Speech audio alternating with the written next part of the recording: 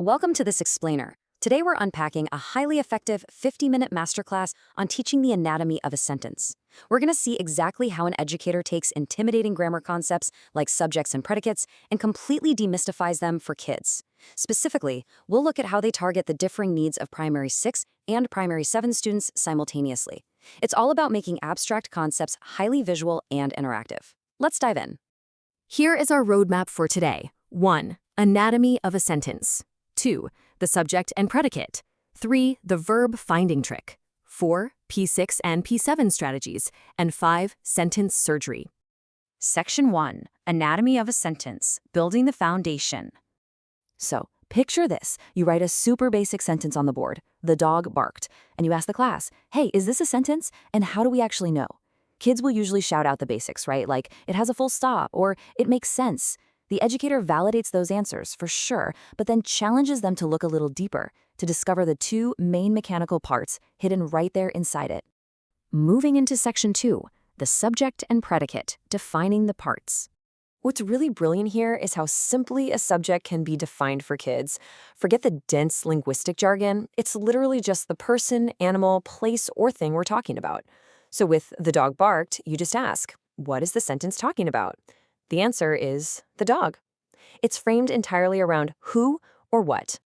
Next up, the predicate. We already know the sentence is about the dog, so what does the rest of the sentence tell us?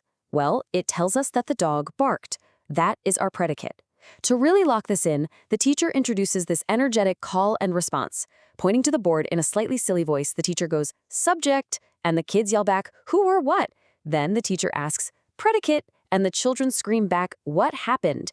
It's active, it's loud, and it gives them a very simple, memorable anchor for these two brand new terms.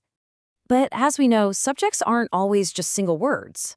Take the sentence, the enormous elephant walked slowly.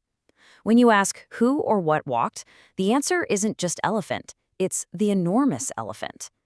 Proving that a subject can actually be a multi-word descriptive phrase is absolutely vital here. It perfectly sets up the older P7 students for the advanced work they'll be tackling later in the hour. Section 3, the verb finding trick, a grammar hack. Now, as sentences get longer, kids can and will get lost. Take a look at this sentence. The small brown dog chased the cat. If you ask a child to find the subject, they might just randomly guess cat because, hey, it's an animal. So the teacher introduces the trick's golden rule. Don't even worry about the subject yet. Just find the action. We walk the students through the logic step by step. First, hunt down the verb, the action word. In this case, it's chased. Once you have that, you simply ask who or what did that action, who or what chased. Instantly, the answer becomes obvious, the small brown dog.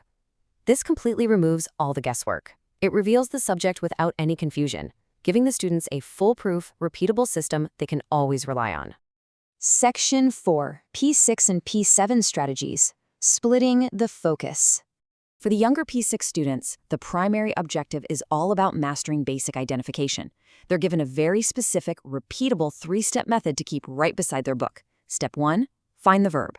Step 2, ask who or what did that.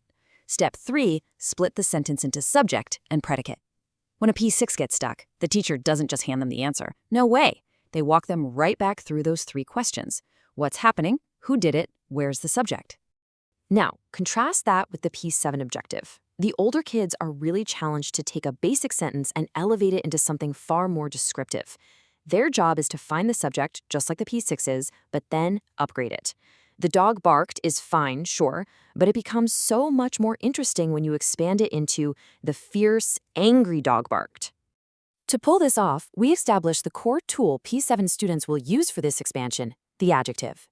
Adjectives simply give us more information to make the reader picture the scene. Notice how it's presented not as a tedious dictionary definition to memorize, but as a practical, creative tool to add flavor to the subject they've just successfully identified. During their independent work, the P7s are given this fantastic challenge with fill-in-the-blank sentences to create interesting subjects and predicates. This pushes their vocabulary way beyond just saying, the big dog. For instance, the blank bird flew across the garden. Is it the enormous black bird? The tiny frightened bird? The old injured bird? Then they flip it and practice making predicates interesting. The mysterious castle stood on top of the hill, or maybe it disappeared into the mist. It's an incredible way to stretch their descriptive muscles while keeping that core grammar structure totally locked in. Finally, Section 5, Sentence Surgery, the gamified climax. For the last 5 minutes of the class, books go down and all eyes are on the front of the room. It's time for a medical metaphor. The basic sentence, "The cat slept," is presented as a patient that desperately needs operating on. The class identifies the verb, then the subject, and the educator draws a literal line right down the middle of the board to physically split them. The teacher joyfully announces to the class, "This sentence has now been successfully operated on." I love this. Framing it this way literally changes the entire energy in the room. It's no longer just a grammar exercise, you know? It's an operation, and the students are the surgeons. So now the older P7s get to upgrade the patient post-surgery. What sort of cat is it? Where exactly did it sleep? They completely transform the imagery into the old fluffy cat slept beside the warm fire. The crucial takeaway here for the students is that even with all those great new descriptive words, they have the exact same basic sentence structure. Subject on the left, predicate on the right. Before the bell rings, there's a rapid-fire final test. The children laughed loudly. The enormous elephant walked through the jungle. The frightened little mouse hid under the table. The class orally answers those 3 magic questions for each one. What's the verb? Who or what did that? What's the subject? By the time they pack up their bags, the logic is totally ingrained. This whole breakdown just proves that grammar absolutely does not have to be a dry snooze fest. By clearly splitting the focus between P6 basics and P7 enhancements, you can gamify mastery for any age group. So I'll leave you with this final thought. The next time you're trying to communicate a complex idea, whether you're in a classroom or a boardroom, ask yourself, are you just lecturing or are you handing your audience the scalpel? Thanks for joining me on this explainer, and keep learning.